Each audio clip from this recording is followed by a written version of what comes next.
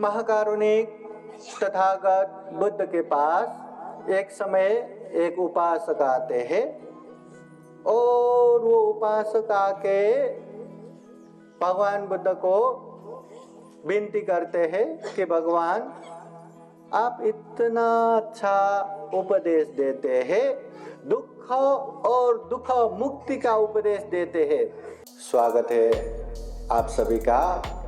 आप लोग देख रहे हैं बुद्धा's टीचिंग चैनल और हम यहाँ महाकारुणिक तथागत बुद्ध और उनके शिक्षाओं के विषय में चर्चा करते हैं।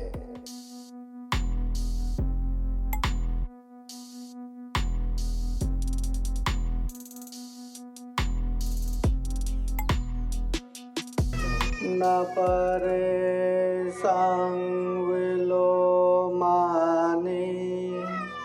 न परे संकता कतं अतनो अवेक्षया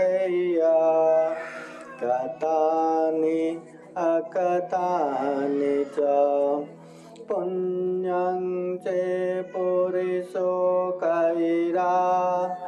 कैराते तं पुनः पुनः तम्मि चन्दं कैरात सुखो पुण्यसौचयो साप पाप सकरणं कुशल सौपसंपदा सचित्त परियोदपनं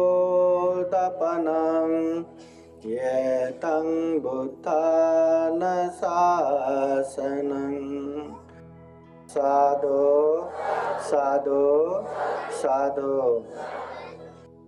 महाकारुणिक तथागत बुद्ध धम्म संघ को त्रिवार वंदना। परम पूजनीय बोधिसत्व डॉक्टर बाबा साहब अम्बेडकर आज के ये विशेष धम्मदेशना कार्यक्रम जो सामनेर प्रशिक्षण केंद्र खुरगांव नांदुसा नांदेड़ में जो ये कार्यक्रम हो रहे हैं, इस कार्यक्रम में ये प्रमुख आयोजक पूजनीय पदंत पन्या बोधि थेरो, प्रमुख संपूर्ण पूजनीय भिक्षु संघ श्रावणगण, यहाँ उपस्थित श्रद्धा संपन्न बुद्धि संपन्न उपासक उपासिकाएं तथा ये बुद्धा's टीचिंग चैनल द्वारा लाइव देख रहे संपूर्ण उपासक उपासिकाएं। सर्वप्रथम बौद्ध देश थाईलैंड धम्म यात्रा करके आए हुए संपूर्ण उपासक उपासिकाएं सभी जन मिलके आज यहाँ जो धम्म कार्यक्रम कर रहे हैं, दान दे रहे हैं, सहयोग कर रहे हैं, संपूर्ण उपासक उपासिकाएं आप सभी के जीवन में बुद्ध का आशीर्वाद रहे, धम्म का आशीर्वाद रहे, संघ का आशीर्वाद रहे। जीवन में ढेर सारा पुण्य धम्म करते हुए ये दुर्लभ अमूल्य सर्वश्रेष्ठ मनुष्य जीवन को सफल बनाए, सार्थक बनाए, ऐसे आशीर्वाद देते हैं। बोले साधु साधु साधु। आज के विशेष धम्मदेशना कार्यक्रम में सत्सम्मान निमंत्रणा देने वाले पूजनीय पदंत पन्या बोधि थेरो बंते जी, उनका ये सुंदर श्रावणेर प्रशिक्षण केंद्र है। ये बहुत ही रम्य, बहुत ही अच्छा और यहाँ पर ये दीक्षा भूमि भी बन रहा है 3.5 करोड़ के लागत में। तो ये भंते जी का जो बुद्ध शासनिक कार्य है उत्तरोत्तर उन्नति हो, प्रगति हो, बुद्ध धम्म संघ के आशीर्वाद से कभी किसी चीज का कमी ना हो और संपूर्ण उपासक उपासिकाएं हमेशा भंते जी का साथ देते हुए, भंते जी का सहयोग करते हुए ये सामने प्रशिक्षण केंद्र को खूब उन्नति करे। बुद्ध शासनिक कार्य के लिए बहुत बड़ा ये सेंटर बने, पांडे जी भी निर्वाण की तरफ निरंतर आगे बढ़े और आपके साथ लगे हुए सभी उपासक उपासिकाओं को निर्वाण मार्ग पे निरंतर आगे बढ़ाए, ऐसी कामना करते हैं, ऐसी आशीर्वाद देते हैं। बोले साधु साधु साधु। अभी विशेष धम्म देशना सुनने के लिए आए हुए संपूर्ण उपासक उपासिकाएं, जहाँ पन्या बोधि भंत जी रहते हैं वहाँ के उपासक उपासिकाएं हैं।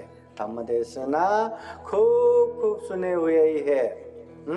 यहाँ पहली बार आया धम्म देशना देने के लिए, तो सारांश में छोटा मोटा उदाहरण देते देते आप लोगों को धम्म समझाने की प्रयास करता हूँ। सर्वप्रथम धम्म देशना सुनना, कि धम्म देशना सुनना चाहिए कि नहीं? सुनना चाहिए। सुनना इसलिए भी चाहिए कि स्वयं तथागत बुद्ध कहते हैं, कालेन धम्म सवनं ये तं मंगलम उत्तमं। ये उत्तम मंगल है। क्या करना? धम्म देशना सुनना उत्तम मंगल है। कालेन धम्म साकच्छा ये तं मंगलम उत्तमं। ये धम्म देशना सुनना, धम्म की चर्चा करना, ये उत्तम मंगल है। धम्म देशना सुनने के लिए हमेशा उपासक उपासिकाएं सबसे पहले तो श्रद्धा पूर्वक ध्यान पूर्वक सुनना है। दूसरी बात, धम्म देशना सुनते समय मन में किसी भी लोभ लालच हो तो भी उसे दूर रख के सुनना है। मन में किसी भी प्रकार के द्वेष दुराभावना हो उससे भी दूर रख के मैं यहाँ तथागत बुद्ध के धम्म सुनने को आया। तथागत बुद्ध के धम्म सुन के न जाने करोड़ों अनगिनत प्राणियों ने अपने अपने जीवन को सुख शांतमय बनाया।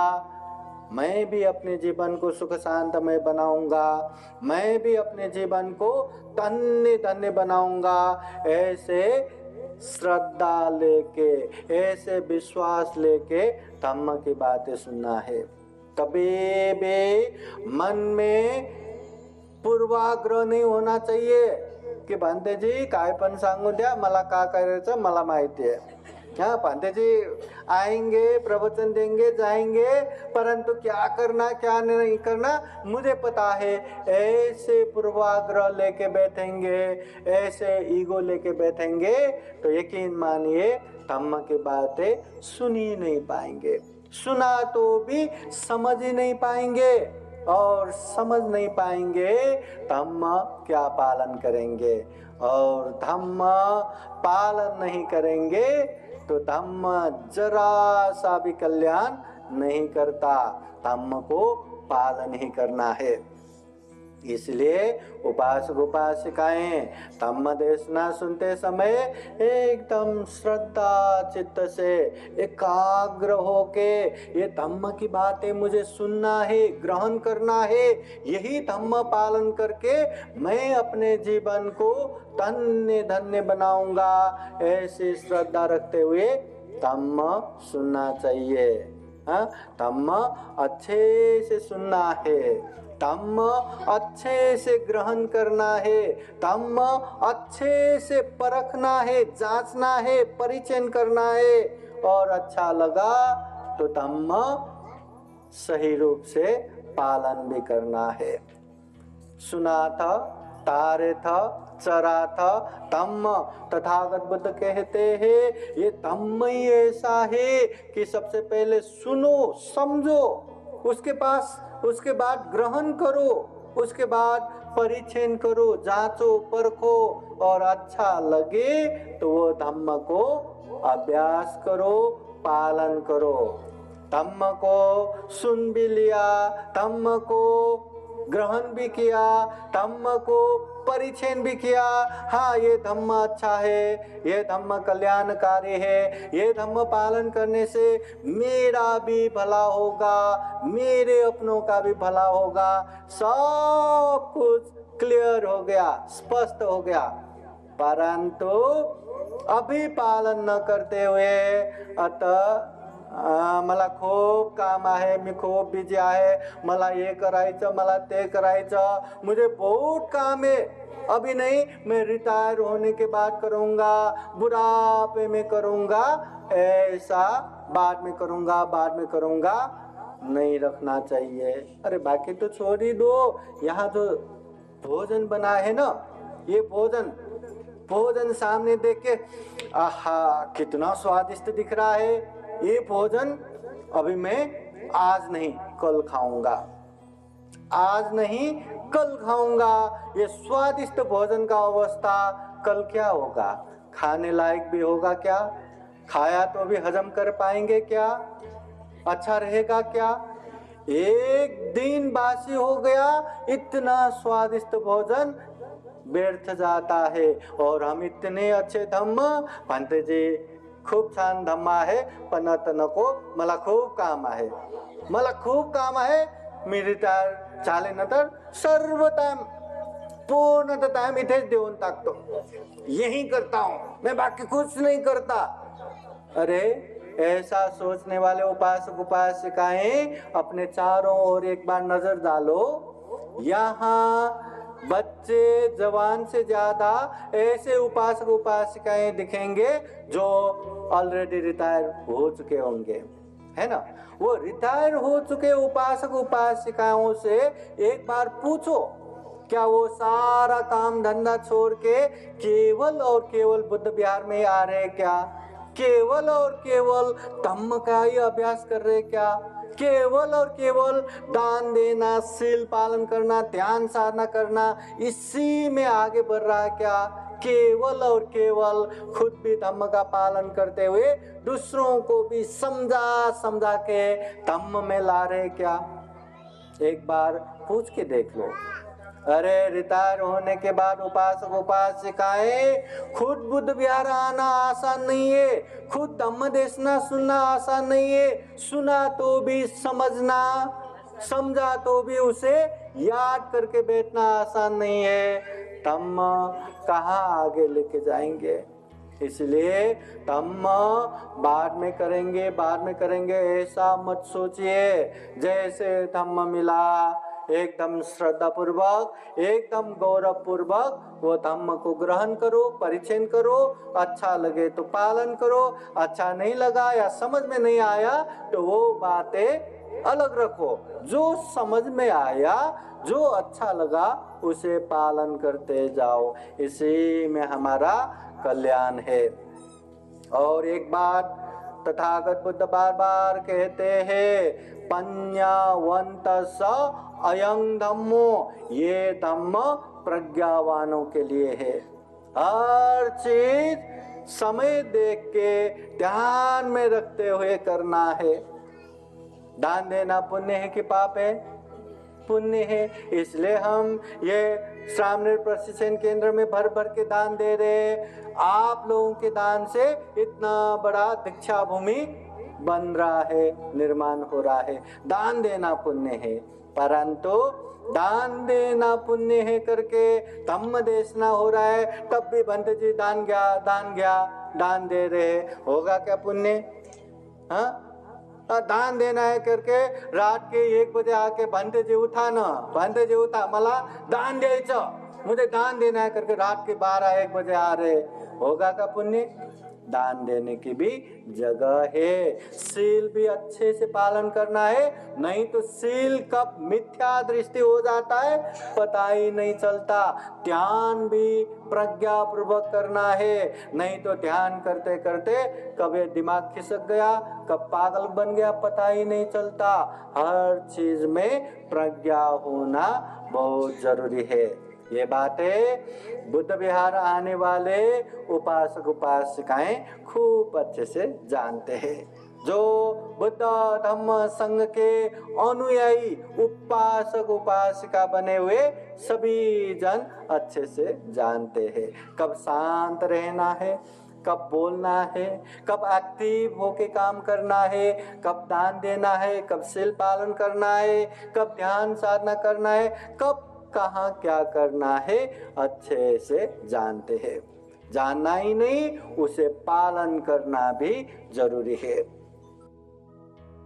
महाकारुणिक तथागत बुद्ध के पास एक समय एक उपासक आते हैं और वो उपासक आके भगवान बुद्ध को विनती करते हैं कि भगवान आप इतना अच्छा उपदेश देते हैं, दुख और दुख मुक्ति का उपदेश देते हैं, और धम्म देशना सुनने वाले उपासक उपासिकाएं भी इतने ध्यान पूर्वक, इतने श्रद्धा पूर्वक सुन रहे हैं, ऐसा लगता है कि धम्म देशना सुनने वाले सारे के सारे दुख मुक्त हो गए होंगे, सारे के सारे निर्वाण प्राप्त को हो गए होंगे। उस समय महाकारुणिक तथागत बुद्ध वो उपासक को कहते हैं, हे उपासक, धम्म देशना सुनने वाले सभी के सभी दुख मुक्त नहीं होते, सभी के सभी निर्वाण को प्राप्त नहीं करते। उस समय वो उपासक कहते, भगवान ये तो आश्चर्य हो गया, ये तो अद्भुत हो गया, धम्म देशना देने वाले आप जैसे सम्यक संबुद्ध तथागत हो, और धम्म देशना सुनने वाले इतने सारे उपासक उपासिकाएं इतने श्रद्धा पूर्वक सुन रहा हो, इतने ध्यान पूर्वक सुन रहा हो, फिर भी वो लोग निर्वाण को प्राप्त नहीं होते, फिर भी वो लोग दुख मुक्त नहीं होते। क्या ऐसा भी संभव होता है क्या? क्या ऐसा भी होता है क्या? तथागत बुद्ध, होता है, क्यों नहीं होता है? तो अनेक उदाहरण दे के समझाते हैं।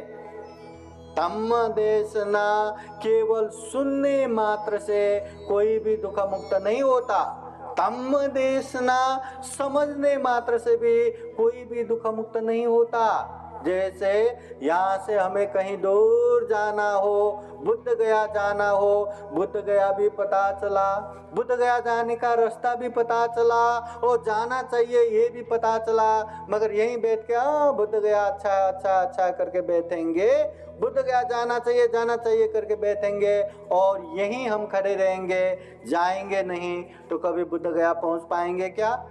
नहीं। वैसे ही धम्म हम जानेंगे, धम्म हम समझेंगे, परंतु पालन कभी नहीं करेंगे, तो वो व्यक्ति जिंदगी भर धम्म की बातें सुनते रहो, समझते रहो और लोगों को भी समझाते रहो, वो व्यक्ति दुख मुक्त नहीं हो सकता, निर्वाण को प्राप्त नहीं हो सकता। इसलिए उपासक उपासिकाएं धम्म देशना सुनना उत्तम मंगल है, धम्म देशना सुनना पुण्य कम है, परंतु धम्म देशना सुनने मात्र से ही हम दुख मुक्त होंगे, ऐसा नहीं होता। धम्म देशना सुन के, धम्म को समझ के जितना हम पालन करेंगे, जितना हम अभ्यास करेंगे, उतना ही हम दुख मुक्ति के तरफ पहुंचेंगे, उतना ही हम निर्वाण के नजदीक पहुंचेंगे। तो धम्म को पालन ही करना है। ज्यादा धम्म जान के समझ के बैठने की जरूरत नहीं है। ज्यादा धम्म जानेंगे समझेंगे परंतु पालन नहीं करेंगे तो तथागत बुद्ध कहते हैं वो नौकर समान है जो दूसरे मालक के गाय भैंस चराते हैं। दूसरे मालक के गाय भैंस चराने के लिए वो गांव कंदरा कहाँ जंगल में जाते हैं, मगर जब दूध पीने की बारी आता है तो मालक पी जाता है, नौकर को नहीं मिलता। उसी तरह हम धम्म सब जानते, ये भी जानते, वो भी जानते, ऐसा भी जानते, वैसा भी जानते, सब जानते, मानते, समझते, परंतु पालन नहीं करेंगे तो वही गाय भैंस चराने वाले नौकर जैसा हमारी हालत हो जाएगा। इसलिए बुद्ध कहते हैं अपम विजय सहितं भासमानो धम्मस होती अनुधम्मचारी। थोड़ा ही क्यों न हो धम्म की बातें जानो, धम्म की बातें समझो और वो धम्म अनुसार व्यवहार में भी पालन करो, आचरण करो। ऐसे व्यक्ति के जीवन ही धन्य धन्य होगा। ऐसे व्यक्ति के जीवन ही दुख मुक्त निर्वाण की तरफ निरंतर आगे बढ़ेगा। इसलिए धम्म पालन करना ही जरूरी है। एक बात स्पष्ट जान लीजिए, जितने जल्दी हो उतना ही इस बात को मान लीजिए, अत्ता ही अत्नो नाथो, कोई नाथ हो परोसिया। हम खुद के मालक खुद ही है, कोई हमारे मालक नहीं है। ये तथागत बुद्ध कहते हैं हम खुद के मालक खुद ही है।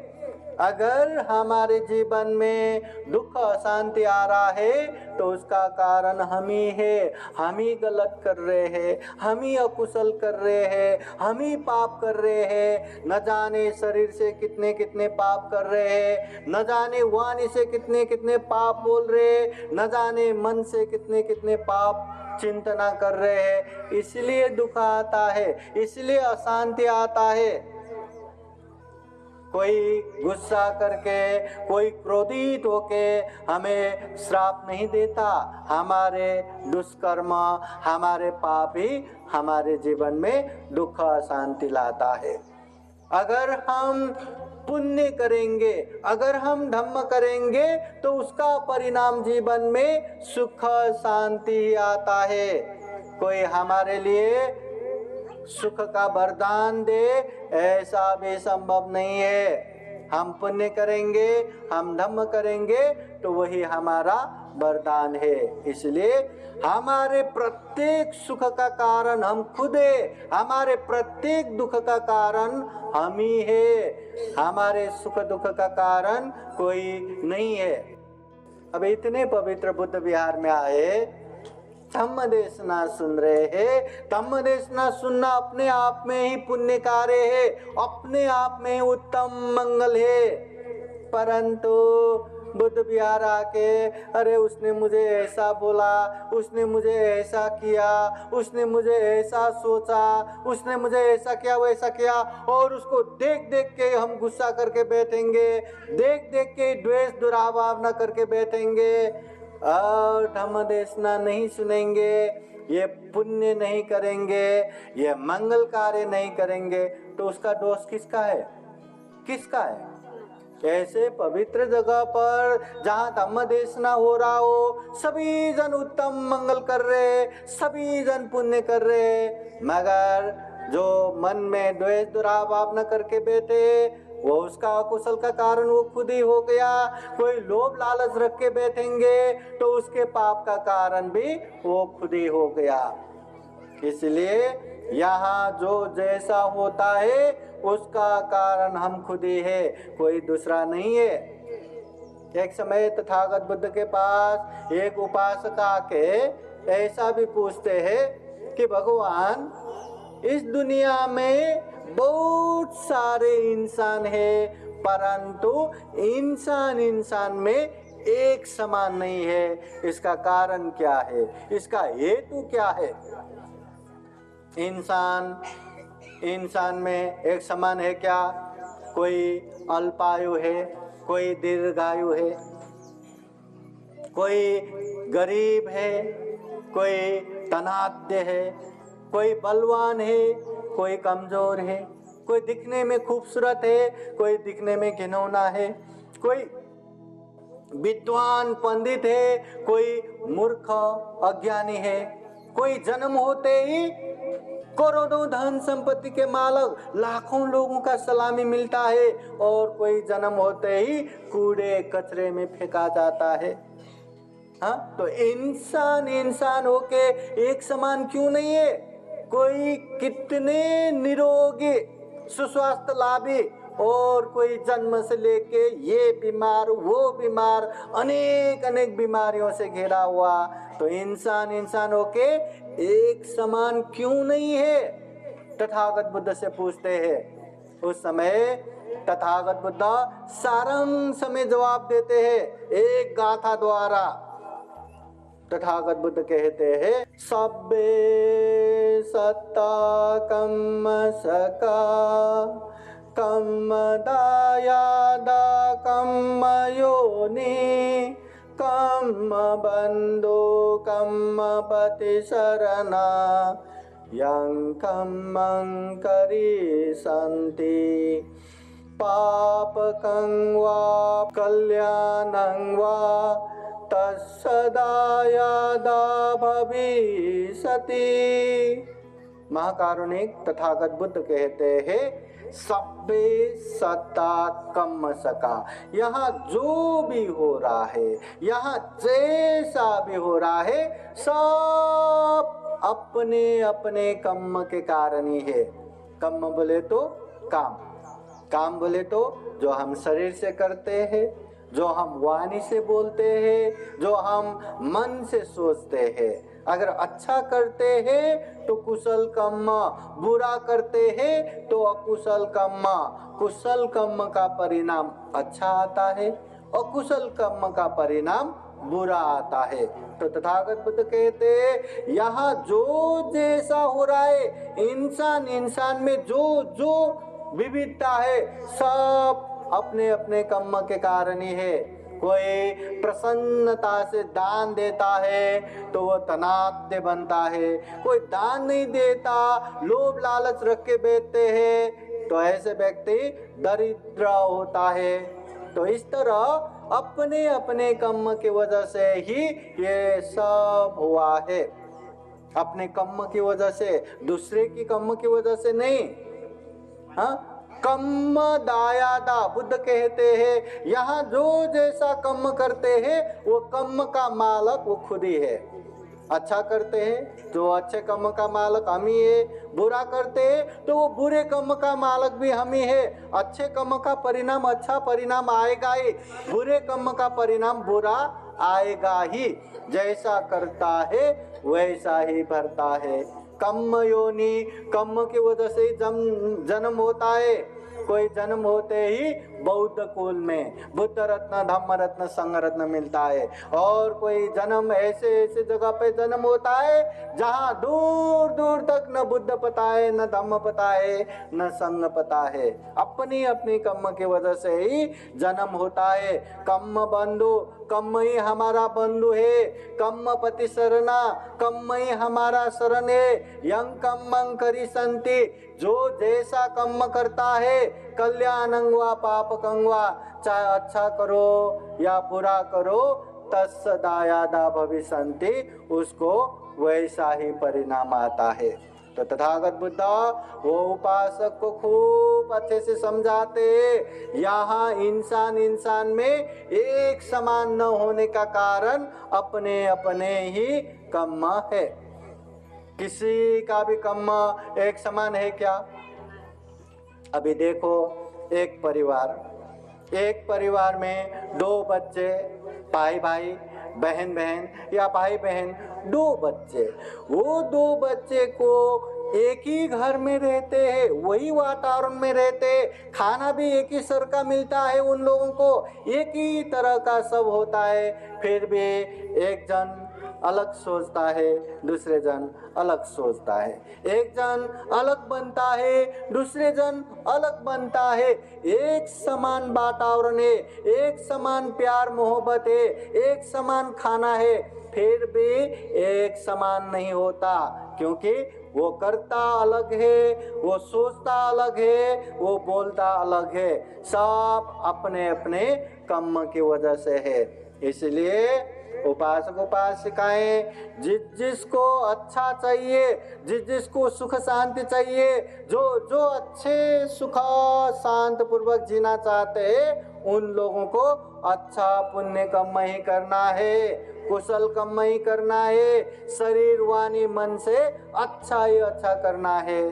और जिसको नहीं बनते, हमें अच्छा ही नहीं लगता, हमें बुराई चाहिए, हमें पाप ही चाहिए, हमें दुख अशांति चाहिए, तो करो अकुशल कर्म। हाँ, अकुशल कर्म तो वैसे भी करते रहते हैं। अकुशल कर्म करने वाले को भर भर के दुख अशांति आता ही है, आना ही है।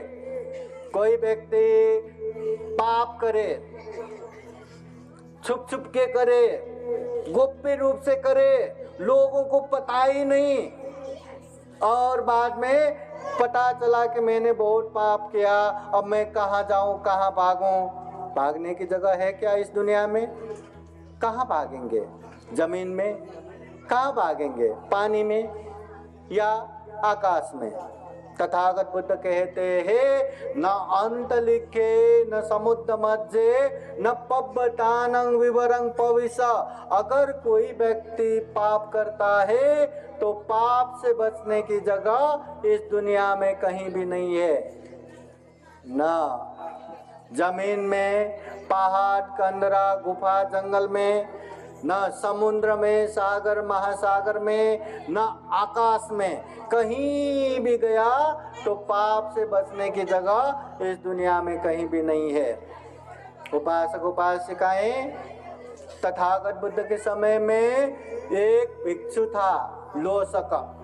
वो लोसक भिक्षु बुद्ध के शासन में भिक्षु बन के मरने से पहले अरंत भी हो गया, परिनिर्वाण हो गया, परंतु उसका ऐसे पाप कर्म, जिस पाप कर्म की वजह से वो जब से माँ के गर्भ में जन्म हुआ तब से पूरे गांव का सत्यानाश हो गया, और बाद में उसके खुद के माँ बाप भी उसको मांगने के लिए छोड़ के भाग गया।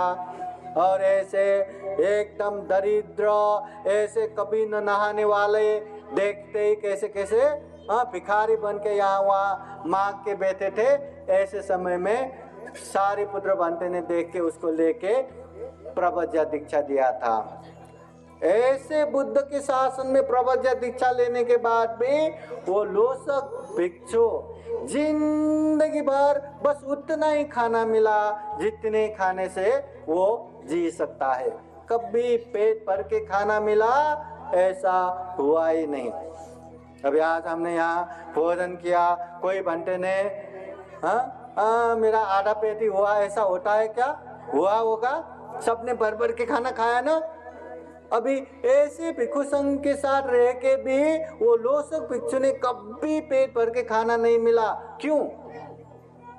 लाइन से खाना खाने को बैठता है, जब वहां खाना परोसते परोसते उसके तक आते आते वो परोसने वाला का खाना ही खत्म हो जाता है, और खाना कभी रहा तो भी रखते रखते जाते हैं तो उसके पात्र में भरा भरा दिखता है, इसलिए वहां रखे बिना ही चला जाता है। ऐसे जिंदगी भर हुआ, कभी खाना नहीं मिला पेट भर के। अंतिम समय में सारिपुत्र भंते ने देख लिया कि आज इसका अंतिम समय है, आज इसका मरण तय है, चलो आज इसको पेट भर के खाना खिलाएंगे। उसको लेके गांव में भिक्षा को गया। अरे जिस जगह पर सारिपुत्र भंते जी भिक्षा जाते हैं वहां के सारे लोग हमारे आर्य जी आ गए, हमारे भंते जी आए करके सारे उपासक उपासिकाएं वहां जमा होके भिक्षा देने के लिए आते थे। आज वो लोसक भिक्षु के साथ गया तो किसी ने सारिपुत्र भंते को पूछा तक नहीं, किसी ने देखा तक नहीं। ये हालत देख के सारिपुत्र भंते समझ लिया कि अभी इसको अलग ही रखना पड़ेगा। हाँ, तो उसको तो बुद्ध विहार जाओ, हम खाना वहीं भेज देंगे। और गुरु जी की बात सुन के वो बुद्ध विहार जाके रुक के बैठा। सारिपुत्र भंते ने जैसे उसको भेजा, सारे उपासक उपासिकाएं हमारे आर्य जी आ गए, हमारे भंते जी आ गए करके भर भर के वहां आ गए। सब ने भंते जी को आसन बिछा के अच्छे से अच्छे भोजन दिया। सारिपुत्र भंते को याद है उसको भी भोजन खिलाना है, तो एक उपासक को ये बुद्ध विहार में एक भिक्षु है लोसक भिक्षु, उसको ये भोजन दे दो करके भर भर के भोजन भेज दिया। वो दे दिया, देने के लिए गया, और सारिपुत्र भंते यहाँ ऐसे जमा हुए उपासक उपासिकाओं को दान अनुमोदन का तमदेशना दे के आशीर्वाद दे के बाद में बुद्ध विहार लौटते हैं। और बुद्ध विहार जाके लोसक भिक्षु को पूछते भरपेट खाना तो खाया? तो वो शांत बैठते, क्यों खाना नहीं खाया? तो नहीं। क्यों? खाना नहीं आया? नहीं आया। अभी खाना तो भेजा था ना, तो वहां कैसे नहीं पहुंचा? अभी उसका पाप देखो। जिस व्यक्ति ने वो खाना लेके बिहार की तरफ जा रहा था, आधा रास्ता पहुंचते पहुंचते वो भूल ही गया, ये खाना मैं किसके लिए लेके जा रहा हूँ, किसके लिए लेके जा रहा हूँ, भूल गया।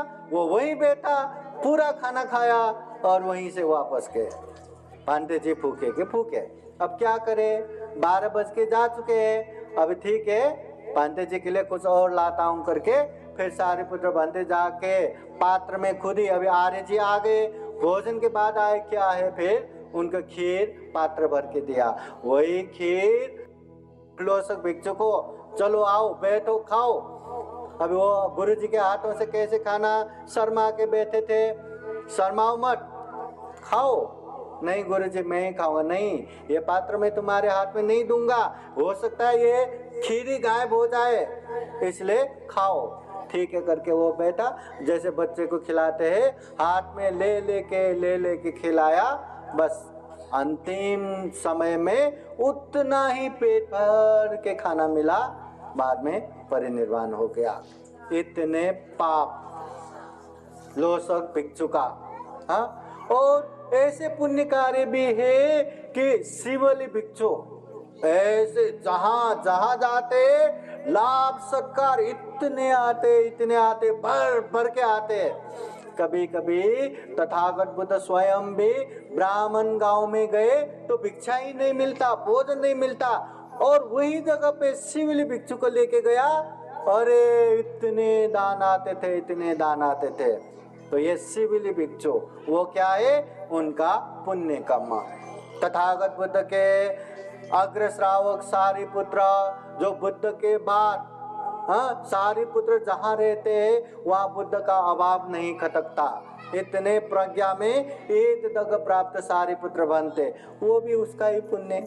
मौट कल्याण बनते तथागत बुद्ध के दूसरे अग्र श्रावक, जो रिद्धि शक्ति में एक तक प्राप्त भिक्षु, वो भी उसका ही पुण्य। उपासक उपासिकाएं जीवन में जो जैसा करता है, अच्छा करता है तो अच्छा परिणाम आता ही है, आना ही है। चाहे हम सबके सामने अच्छा करो या किसी को पता ना रहो, पुण्य पुण्य ही है। और कोई गलत करता है, अकुशल करता है, पाप करता है, तो उसका दुष्परिणाम, गलत परिणाम भी आता ही है, आना ही है। चाहे अकेले में करो, चाहे सबके सामने करो। बहुत सारे लोगों को लगता है हम सबके सामने पाप तो करते ही नहीं, बस छुपके छुपाते ही करते, और लोगों को पता ही नहीं रहता तो ये पाप ही नहीं है, ऐसा सोचते हैं। अरे जो आग है ना, आग सबके सामने, उसको आग को हाथ लगाओ, जलेगा कि नहीं? जलेगा। उसको अकेले में दूर दूर तक कोई देख नहीं रहा है, ऐसी जगह पे भी हम वो आग को हाथ लगाओ, जलाएगा कि नहीं? जलाएगा। अकेले में, सबके सामने या छुपते छुपाते वो आग को पकड़ो, जलाना आग का स्वभाव है। वैसे ही जहाँ पाप है वहाँ दुख अशांति आता है, जहाँ पुण्य है वहाँ सुख शांति आता है। तो हमें सुख शांति चाहिए या हमें दुख अशांति चाहिए, ये हमारे हाथ में ही है। इसलिए उपासक उपासिकाएं हमेशा जीवन में पुण्य करना चाहिए, धम्म करना चाहिए, पुण्य करना चाहिए, धम्म करना चाहिए। ये बात हम सब समझते हैं, ऐसा कौन है जो ना समझे? हाँ, पाप किया तो किया, नहीं किया तो नहीं किया, पुण्य किया तो किया, नहीं किया तो नहीं किया, ऐसे लापरवाही सोचने वाला कौन है? सबको पता है ना पाप नहीं करना, सबको पता है ना पुण्य करना चाहिए, इसके बावजूद भी हम पाप ना करें आसान है क्या? हम पुण्य करते जाए आसान है क्या? आसान नहीं है। इसलिए हमें एक धम्म का माहौल बनाना चाहिए, अच्छे श्रद्धावान उपासक उपासिकाओं का समूह बनाना चाहिए, बुद्ध विहार को सेंटर में रख के बुद्ध विहार से जुड़ना चाहिए, पूजनीय भिक्षु संघ के साथ जुड़ना चाहिए। संघ साथ रहा, हमेशा कल्याण मित्र बन के हमेशा धम्म में प्रेरणा देता रहेगा, बुद्ध के पास लेके जाएगा, निर्वाण की तरफ लेके जाएगा। इसलिए धम्म का माहौल बनाना चाहिए और धम्म का अभ्यास करते करते जाना चाहिए। जितना धम्म का माहौल बनाएंगे उतना हम पुण्य करते जाएंगे। नहीं तो पुण्य करना चाहिए, पुण्य करना चाहिए, दान देना चाहिए कि नहीं? दान देना चाहिए, दान देना चाहिए, चाहिए दान करूंगा करूंगा करते करते कहते कहते 1 महीना कब बीत जाएगा पता ही नहीं, 1 साल कब बीत जाएगा पता ही नहीं। और धम्म का माहौल रहा तो हर महीने हर हफ्ते पुण्य कार्य होता रहेगा। इसलिए धम्म का माहौल बनाना चाहिए, बुद्ध विहार के साथ जुड़ना चाहिए।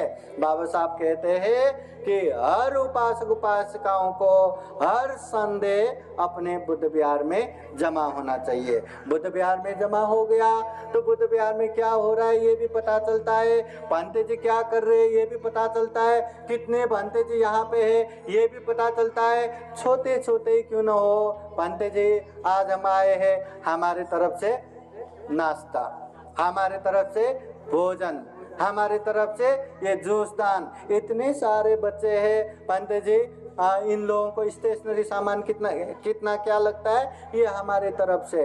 पंडित जी मेरा जन्मदिन है, इस उपलक्ष्य में मैं क्या दान दे दूं? अच्छा स्तूप बना रहे, मैं अभी इतना दान देने का संकल्प है, आगे 1 साल तक और बढ़ा चढ़ा के मैं इतना दान दूंगा।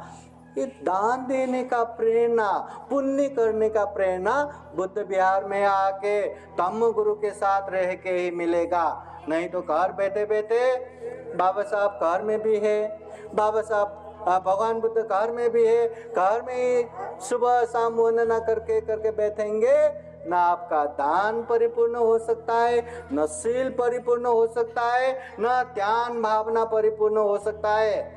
बहुत सारे उपासक उपासिकाएं ऐसे भी खूब श्रद्धावान, वर्षावास में अपने घर में ग्रंथ वाचन करते, अपने छोटे छोटे बच्चों को सामने रख के इतना पुण्य कार्य में आगे बढ़ते हैं, परंतु वो ले तो घर में ही ले रहा है ना। हाँ तो घर में ही लेना और बुद्ध विहार में पूजने भिक्षु संघ के सामने बैठना फर्क होता है कि नहीं? हाँ इसलिए घर में भगवान बुद्ध बाबा साहब है सब है करके घर में ही सीमित मत रहिए, बुद्ध विहार आइए। बुद्ध विहार अपने परिवार अपना जैसा समझ लीजिए। एक बात बताइए ना, अब यहाँ 3.5 करोड़ का दीक्षा भूमि बन रहा है, आप लोगों को क्या लगता है 3.5 करोड़ ज्यादा है कि कम है? हाँ अगर आप लोग चाहे तो एक एक परिवार 3.5 करोड़ का घर अपना अपना बना सकते हैं, अपने अपने।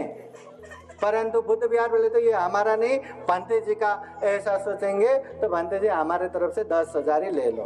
परंतु जब समझेंगे ये हमारा ही है, ये बुद्ध विहार भी तो हमारा ही है, ऐसा सोचेंगे तो 3.5 करोड़ कुछ भी नहीं है। एक एक परिवार या ऐसे परिवार 10 परिवार लोग मिलके किया तो कितना ही लगेगा, 100 परिवार मिलके किया तो कितना ही लगेगा। ज्यादा खर्चा नहीं है, परंतु ये अपना समझना चाहिए, ये अपना है, अपने के साथ साथ खूब पुण्य कार्य है। एक बार ये दीक्षा भूमि बनेगा न जाने सैकड़ों साल ये रहेगा, सैकड़ों साल धम्म का प्रतिनिधित्व करके धम्म करने का वातावरण बनाएगा। कितना बड़ा पुण्य कार्य है, इसलिए ऐसे पुण्य कार्य करते जाना चाहिए। और भंते जी मिला है, संघ मिला है करके ऐसे दान देने का अवसर आप लोगों को मिल रहा है। नहीं तो दान देना चाहिए समझते हुए भी, करने की इच्छा होते हुए भी कहाँ दान करोगे? बुद्ध विहार छोड़ो, अब कहाँ दान करोगे? दान देना चाहिए, पुण्य कहाँ करोगे? कहाँ करोगे? कहाँ दान दे के ज्यादा पुण्य प्राप्त करोगे? संग ऐसा है अनुत्तरंग पुण्य खेतंग लोकस, लोक में अनुपम पुण्य रूपी खेत समान।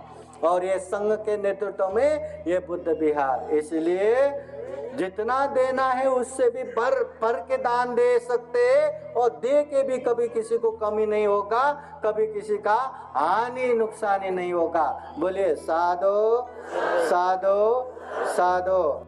तो उपासक उपासिकाएं महाकारुणिक तथागत बुद्ध के धम्म हमारे जीवन हित कल्याण कारक के लिए है। और बाबा साहब ने ऐसे धम्म की दीक्षा लेके अपनों को भी ये धम्म की दीक्षा दिया है। ये धम्म को खूब अच्छे से समझे, खूब अच्छे से जाने और व्यवहार में पालन करते हुए ये दुर्लभ, यह अमूल्य प्राणी जगत में सर्वश्रेष्ठ मनुष्य जीवन को सफल बनाए, सार्थक बनाए। फिर एक बार आप सभी के जीवन में बुद्ध धम्म संघ का आशीर्वाद हमेशा हमेशा रहे।